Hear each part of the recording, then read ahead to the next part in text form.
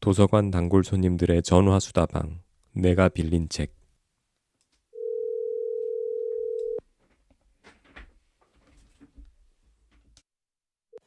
안녕하십니까. 도곡정보문화도서관 단골 손님 김민식입니다. 안녕하셨습니까. 성북 길빛도서관 단골 손님 박동훈입니다. 고국에서 이렇게 또 전화 통화로 이어지니까 감도가 참 좋으네. 역시. 미리 지금 말씀드려야 될 게, 사실 우리가 6시에 음, 녹음을 시작하는데 지금 20분 음, 정도 늦었어요. 근데 음, 이유가 제가 SD 카드를 못 찾아가지고, 음. 그런데 못 찾았어요. 그럼 어떻게 해야 돼? 이거 지금 음, 저기 딴 데서 SD 카드를 빼가지고 꼈는데 얘는 용량이 작아서 20분밖에 음. 안 돼요. 오케이, 오케이. 예, 알았어. 나눠서 어, 해야 되거나 어.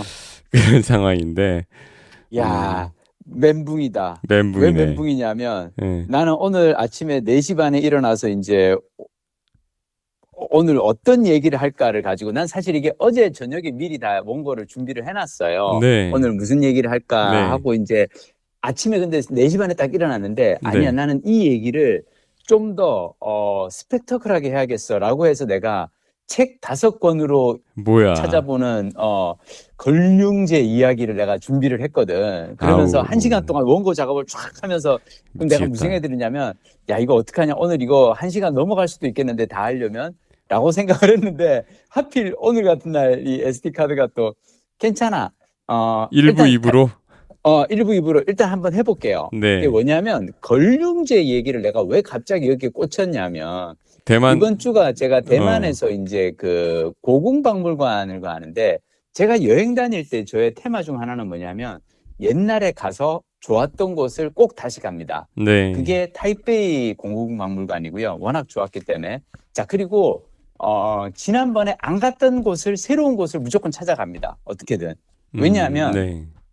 두 번째 가서 첫 번째 갔던 곳만 그대로 돌아보고 오면은 허무하잖아. 예전에 음, 봤던 것들인데. 그래서 이번에 가서 내가 꼭 새로 봐야겠다고 생각했던 게 뭐냐면, 어, 고궁박물관 남부 분원이라고 있어요. 어, 그러니까 이게 왜 네네. 그 69만 점의 그 보물을, 청나라 시대 보물을 이 장개석이 국민당이 이제 대만으로 반입을 했고, 69만 점이니까 고궁박물관 타이베이에 있는 그 박물관에서는 다 전시가 안 되는 거지. 네. 그래서 남부에 있는 대만 남부 치아이라는 곳에 있는 그 도시에다가 이제 남부 분원을 만들었는데 거기에 가서 보다가 이제 전시품 중에 걸륭제의 인장, 황제의 옥새가 있는데 그걸 음, 보다가 갑자기 거기에 있는 남부 분원의 모든 컬렉션들 중에서 걸륭제의 무슨 도자기, 걸륭제의 뭐 이런 것들이 많은 거예요. 그래서 도대체 네. 걸륭제가 왜 이렇게 누구야? 많이 누구야? 이래서 내가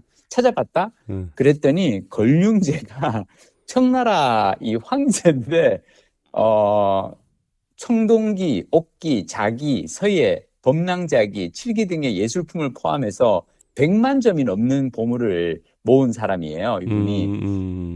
그래서 그러니까 이게 이제 이미지 제국이라는 책에서 소개되는 이야기인데 걸륭제 문화 프로젝트라고. 그러니까 걸륭제가 어마어마하게 많은 보물을 모았는데 이 걸륭제 얘기가 내가 이상하다. 걸륭제를 내가 다른 책에서도 읽은 것 같아라고 해서 내가 내 메모장이 있어요. 네. 10년 동안 지금 해오고 있는 메모장에 검색을 해봤더니 옛날에 내가 2권의 책에서도 또 걸륭제를 만났어. 어, 하나가 뭐냐면 장하준의 경제학 강의 있죠. 네네. 그 장하준 경제학자 장하준 선생님이 어떤 얘기를 하냐면 1792년에 영국왕 조지 3세가 그 중국에 특사를 보내요. 청나라 걸륭제를 설득하라고. 음, 뭐냐면 당시 청나라는 이제 그 이 해외 교역을 하지 않았어요. 네. 근데 영국이 이 차맛에 매혹된 탓에 중국을 상대로 엄청난 무역 적자를 내고 있었던 거야. 그러니까 중국은 물건을 내다 팔지는 못하는데 자기네는 이제 필요하니까 중국의 이 청나라의 차를 계속 사들이기만 하고 있었던 거예요. 네. 그래서 걸륭제를 어떻게 설득하려고 그랬냐면 영국에서 혹시 너네 수출하고 싶은데 너네 혹시 사고 싶은 물건 없어? 라고 했는데 그때 걸륭제가 뭐라 그랬냐면 지대물박이라는 표현을 써요. 지대 한국은 물박. 땅이 지대물박 땅은 넓고 물자는 풍부하다. 아, 그래서 우리 청나라에는 이미 있는 거 다 있기 때문에 다른 나라의 물품은 필요하지 않고 그래서 우리가 이 외국 오랑캐들 왜 그때 당시 청나라는 중국은 항상 외국은 다 오랑캐잖아요. 네. 야만인들의 물품과 교환할 필요가 없다. 음, 니들이 우리 차 사고 싶으면 사가져가. 근데 우리는 니네한테서 뭐 필요한 건 없어. 이렇게 이제 이게 되면서 그러니까 이 권륭지의 자신감이 보이죠. 근데 음, 음. 또 다른 책에서 이 얘기가 또 나왔던데 보니까 몇몇 장에 보니까 뭐가 있냐면 일본인 이야기라는 책이 있어요. 김시덕 네. 작가님. 네네. 정말 좋은 책인데 이 책에서도 똑같은 얘기가 또 나와. 그래서 나는 한편으로는 궁금한 거예요. 근데 일본인 이야기에서 왜 이 얘기가 나오냐면 중국이 일본과 달랐던 거죠. 음, 중국은 쇄국 정책을 채택을 하고 일본은 이 막 그 앞에 이제 막 그 이제 흑선 쿠로훈에 막 이제 미국의 그 함대가 나타나고 막 그러니까 이제 긴장해서 난학을 발전시키고 네덜란드 유럽을 공부하고 메이지 유신을 하고 막부를 타도하고 나서 급속하게 근대화의 길을 갔잖아요. 네, 일본은. 네. 근데 그러는 동안 청나라는 그냥 쇄국을 하고 서서히 이렇게 쪼그라들거든. 음, 근데 과연 그러면 권륭제가 이렇게까지 자신감, 지대불박이라고 말할 정도의 자신감이 어디서 나오는가 궁금해서 또 책을 찾아서 읽었어요. 그래서 중국사 재발견이라는 책을 봤더니 거기에 보니까 미안해, 내가 지금 엄청 달리고 있어. 음, 원래 내가 그 책에 봤더니 청나라 시절에 중국의 GDP가 음, 세계에서 차지한 비중이 얼마나 될까? 몇 퍼센트? 맞춰보세요. 60%? 오, 이게 넘어갔다, 나 넘어갔어. 넘어갔나? 어, 아, 40? 비슷하게 갔어요. 음, 33%. 네, 근데 이게 대단한 게 왜냐하면 유럽이나 뭐 그렇잖아. 근데 그때 당시에 이제 청나라 시절에 1800년대에는 아메리카 대륙은 아주 미미했으니까. 네, 근데 중국이 청나라가 세계 경제의 33%, 3분의 1이었던 거죠. 음, 그랬던 것이 1900년에는 11%, 1950년에는 2.9%, 10배 이하 추락합니다. 근데 이 중국사 재발견이라는 책의 저자들은 이제 이렇게 근대 중국이 한때 잘 나갔다가 서서히 내리막길을 걸었던 원인이 세상과의 단절이라고 이제 얘기를 하고 그 단절의 원인 제공자가 권륭제였던 거예요.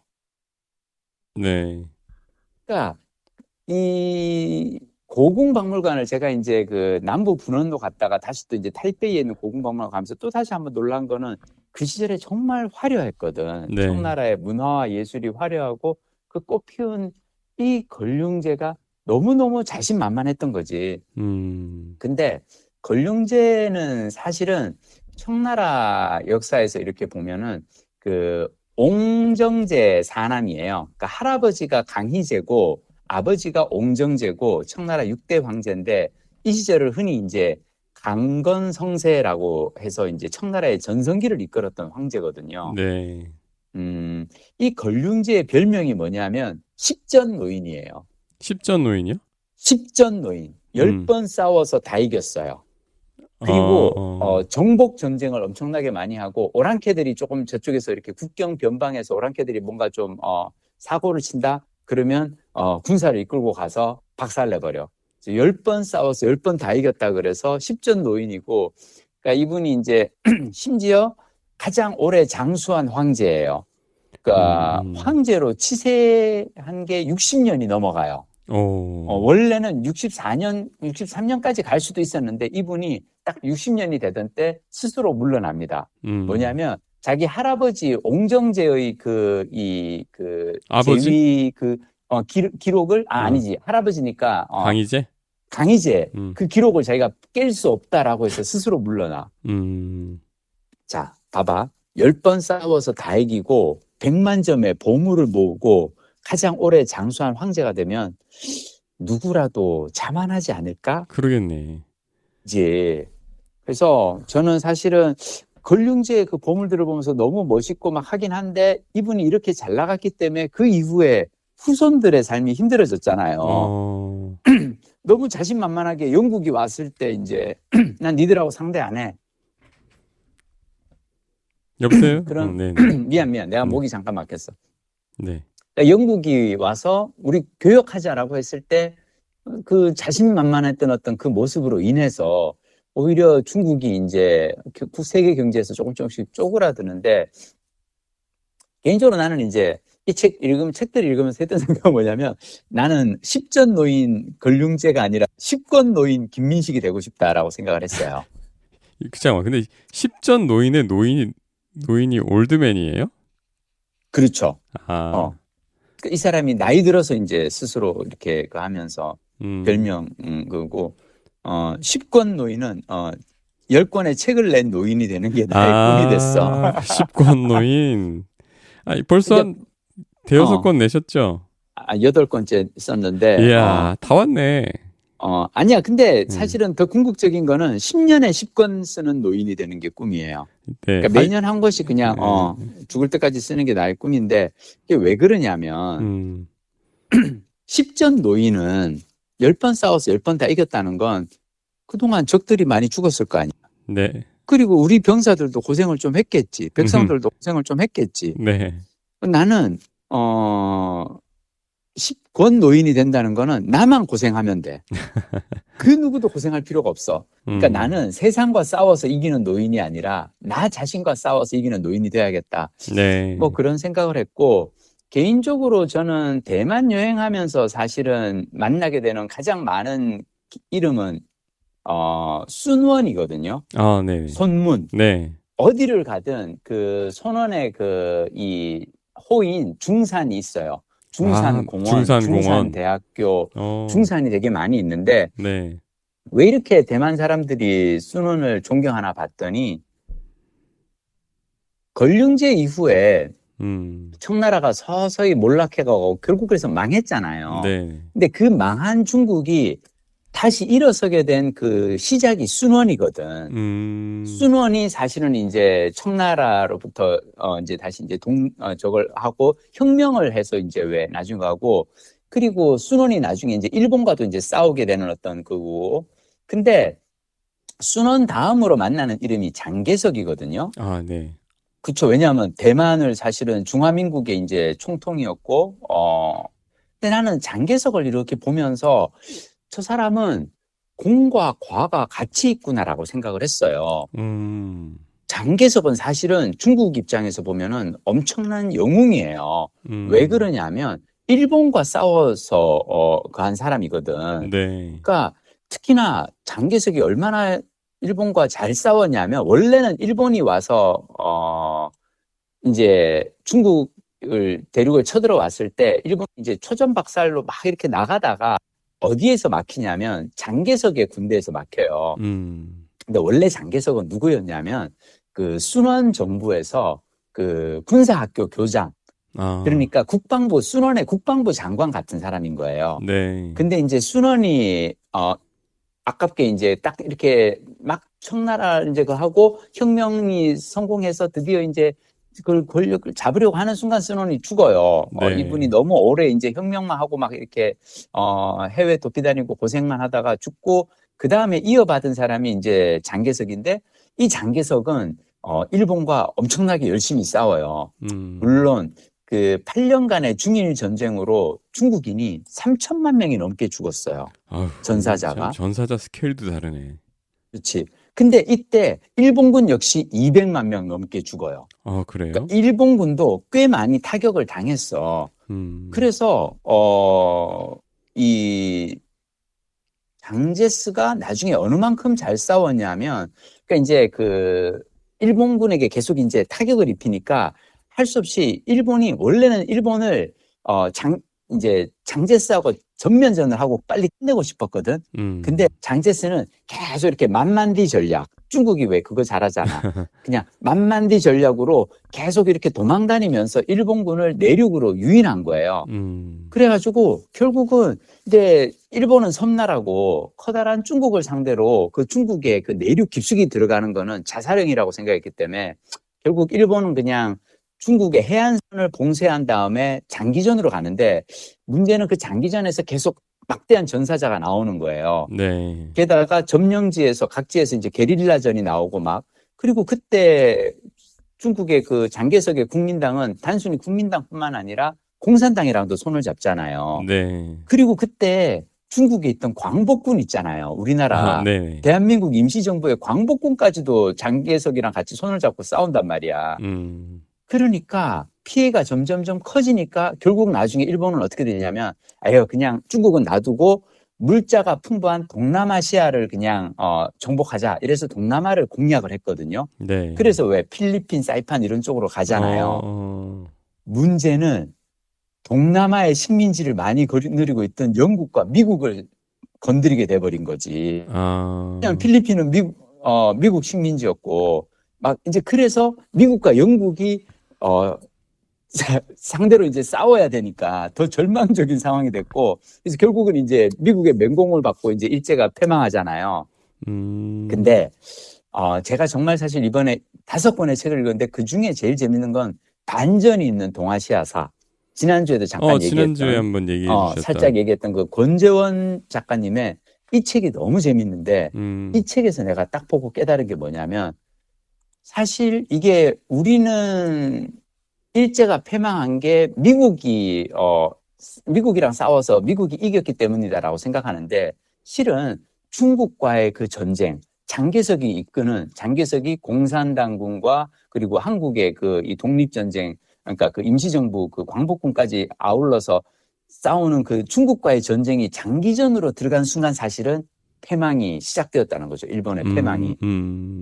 그래서 이 장개석이 자기가 되게 재밌는 건 뭐냐면 2차 세계대전 전후 처리를 위해서 카이로 회담에 모였을 때 장제스는 이제 전승국의 일원으로 참석한 거예요. 당연하지. 3천만 명의 전사자를 내가면서 200만 명의 일본군을 가고 피해를 입히고 싸워서 이긴 그래도 전승국의 일원인 거야. 네.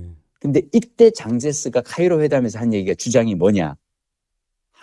조선을 일본으로부터 독립시켜야 한다는 거였어요. 왜냐하면 그때 당시는 사실은 조선은 일본 식민지였기 때문에 그냥 일본의 영토로 그대로 인정할 수도 있고 아니면은 중국이나 아니면 다른 뭐 이런 걸 할 수가 있잖아요. 네. 근데 조선을 독립시켜야 된다라고 장제스가 그걸 했는데 사실은 그 전에 이 순원 있잖아요. 네. 장제스 바로 그 전 때 이 지도자였던 순원은 중화 제국주의를 하는 사람이었어요.